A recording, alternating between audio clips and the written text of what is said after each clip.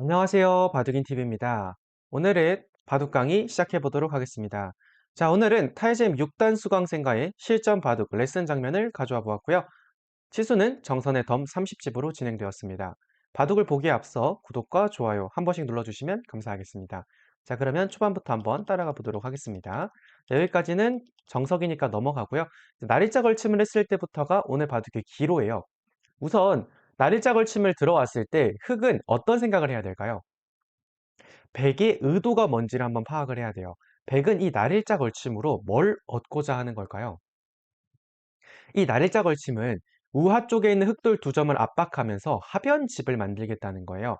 그러면 흑의 입장에서는 물론 우하를 바로 지키는 것도 방법은 맞아요. 하지만 바로 지키는 건 백의 의도대로 가는 거잖아요. 그러니까 지금 상황에서는 협공도 괜찮았을 것 같습니다. 반대로 왼쪽으로 지키는 건 덮어버리면 백돌이 위험해지니까 한 칸으로 나가야 되는데 그때 두 칸을 띄어서 하변에서 백이 집을 만들 수 있는 걸 없애고요. 우하 쪽을 공격한다면 중앙으로 나가서 타개를 하겠다. 이런 생각도 나쁘지 않습니다. 어차피 백도 지켜야 되는데 중앙으로 나가면 한눈에 보기에도 당장 죽을 돌같이 보이진 않죠. 자, 그렇기 때문에 아래로 협공하는 게 좋았을 것 같은데 실전에는 이제 약간 다가왔을 때 공격이 부담스러웠는지 붙이고 붙여서 약점을 보강했는데요. 제가 생각했을 때는 협공이 좀 더 좋았을 것 같습니다. 자, 그리고 젖히고 나서 들여다보고 넘어가고 이때도 한 번 더 기로예요. 이런 상황에서 이제 학생분께서 공부를 하실 때는 인공지능을 많이 찍어 보셔야 돼요. 백이 여길 뒀을 때 내가 이렇게 진행이 됐는데 생각을 해보니까 여기 원래 흙의 귀였는데 백이 다가왔다는 거 하나만으로 집이 7집밖에 안 나고 백이 오히려 하변을 다 먹어버리면 뭐가 좀 이상한데 내가 더 좋은 수가 없었을까? 이런 거 충분히 고민해 볼 수 있는 상황이거든요.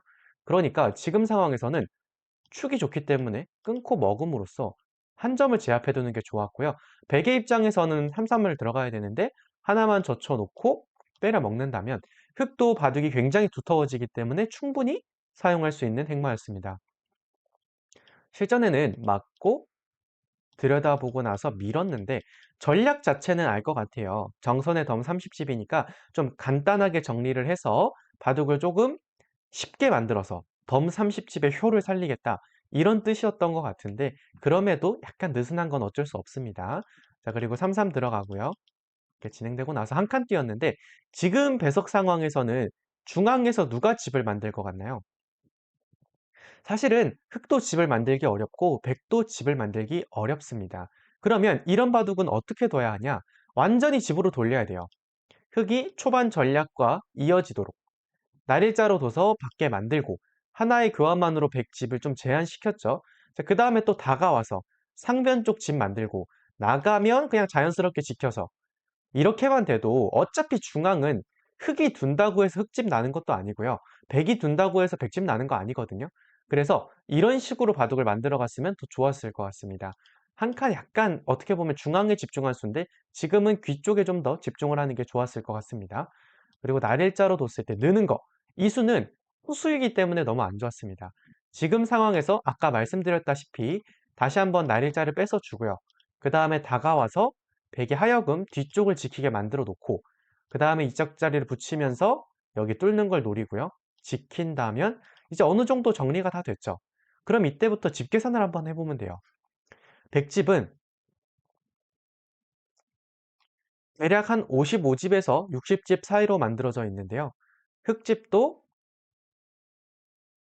45집 이상은 나와 있기 때문에 지금 상황에서는 최소 15집 이상 좋은 상황이고 이런 거 그냥 젖혀 있고 있으면은 흙이 무난하게 이기는 바둑입니다. 그런데 여기서 조금 더 두텁게 두겠다고 여길 늘게 되니까 어떤 문제가 생기냐? 백이 선수를 잡아버립니다.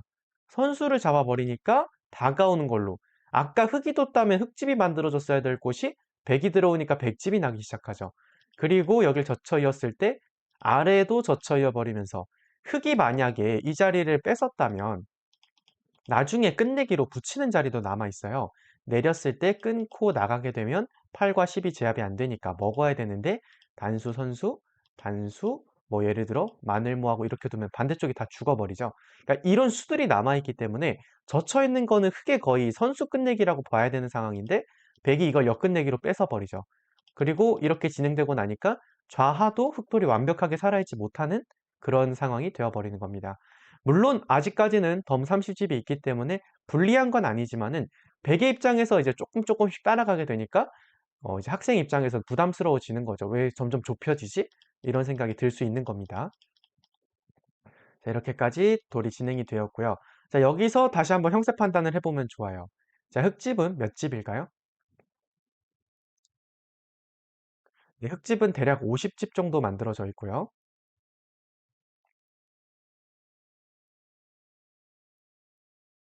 백집은 65집에서 65집 좀 더 두텁다 정도로 보여지거든요. 한 15집 정도의 차이가 이어지고 있는데 이 정도면은 흙이 충분히 정리할 수 있는 바둑이에요. 여기서 실전에 한 점을 먹었는데 이 상황에서는 지금 집을 더 많이 가져갈 필요는 없거든요. 그러면 백이 집을 만들 수 있는 곳 또는 나의 돌이 좀 약한 곳을 지켜주는 게 좋아요. 저라면 중앙 쪽에 좀 더 집중을 했을 것 같고요. 백이 만들 수 있는 곳이 하변이니까 어깨지품을 통해서 하변집을 좀 제한시켰을 것 같아요. 그러면 여길 뒀는데 백이 과연 여기 연결할까요? 저는 항상 바둑을 둘 때 어떤 걸 생각하냐면 내가 두기 전에 여기를 안 둔다면 상대방이 과연 여길 둘까? 이런 고민들을 되게 많이 해보거든요. 근데 제가 생각했을 때 여기는 실전에도 그랬지만 둘 생각이 전혀 없었어요. 왜냐? 지금 집이 15집이 부족한 상황인데 이거 연결한다고 이길 바둑이 아니거든요. 계속해서 중앙에서 변수를 만들 거예요. 그럼 중앙 쪽을 투자하는 게 이기기가 훨씬 좋겠죠. 그러니까 우리 학생이 이 바둑을 통해서 보여지는 게 실리를 되게 좋아하는 기풍이에요. 실리를 좋아하는 기풍은 그거 자체로 나쁜 건 아닙니다. 하지만 균형을 잘 맞춰야 돼요. 먹은 거는 너무 실리적인 수였고요. 이제 백이 변수를 창출하려고 계속해서 응수타진을 날릴 건데 만약에 여기 있는 돌이 여기 있었다면 훨씬 좋았겠죠. 그 다음에 여기 붙이는 것도 만약에 그냥 형세 판단이 되었다면 받아줘도 돼요. 별거 없거든요. 그냥 지나가는 길에 응수타진이었어요. 이렇게 두니까 들여다봄을 통해서 찝히고 이렇게 정리가 되면서 여기까지 다 먹혀버렸죠. 그러니까 지금 흙이 여기 어깨지풍을 먼저 했다면 아무 문제가 없었는데 괜히 이거를 늦게 하는 바람에 여기가 뜯겨버렸죠. 이게 뜯기면서 백집이 엄청나게 많이 늘어났어요.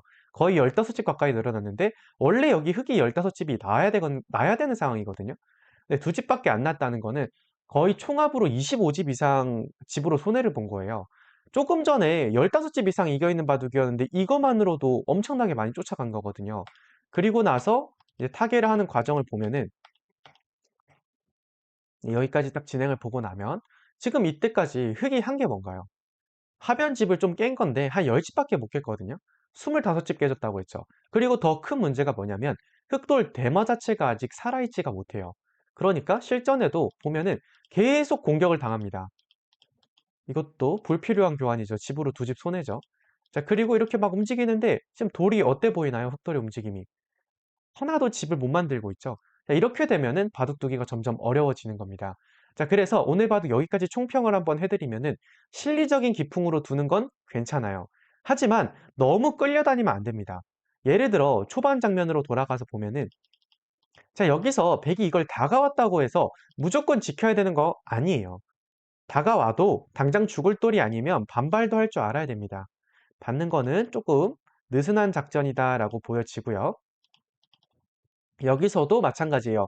백이 뒀다 그래서 다 인정해 주는 게 아니라 끊어서 잡아보고 이런 식으로 점점 어렵게 둬야 돼요. 그래야 상대방도 긴장을 하고 조금 더 약하게 둔다거나 한 번 더 생각한다거나 하는데 이렇게 다 받아줘 버리면은 흑의 입장에서는 두기가 점점 어려워지는 거예요. 이렇게 정리가 되고 나서 자, 그다음에 이 상황에서도 마찬가지입니다. 전략을 이렇게 짰다면 계속해서 같은 전략으로 가셔야 돼요. 그래야 조금 더 두기 편해집니다. 마지막 장면으로 넘어가서 이야기 한 번 더 해보면요. 여기까진 잘 했고요. 이렇게 진행되고 나서 이때 한 점을 먹는 거. 실리적인 바둑을 좋아하는 것과 실리만 둬야 되는 건 이야기가 달라요. 여기서 제가 형세 판단을 항상 강조드리는 이유가 뭐냐면 바둑이 유리하거나 불리하거나를 확실하게 알고 있으면은 다음 작전을 선택하는데 굉장히 좋습니다. 여기 어깨 짚는 거 찾는 게 어려운 수는 아닌데 집 계산이 되어 있지 않다면은 일단 당장 현찰부터 눈에 들어오게 돼요. 그래서 어깨 짚는 걸 통해서 지켰다면 훨씬 더 좋은 바둑을 둘 수 있었을 것 같은데 약간 아쉬운 점이 있었습니다. 자, 다음 시간 솔루션을 드린다면은 형세 판단과 그리고 실리와 세력의 균형을 조금 더 신경을 쓴다면은 더 좋은 바둑을 둘 수 있을 거라고 생각합니다. 자, 끝까지 지켜봐 주셔서 감사하고요. 구독과 좋아요는 큰 힘이 됩니다.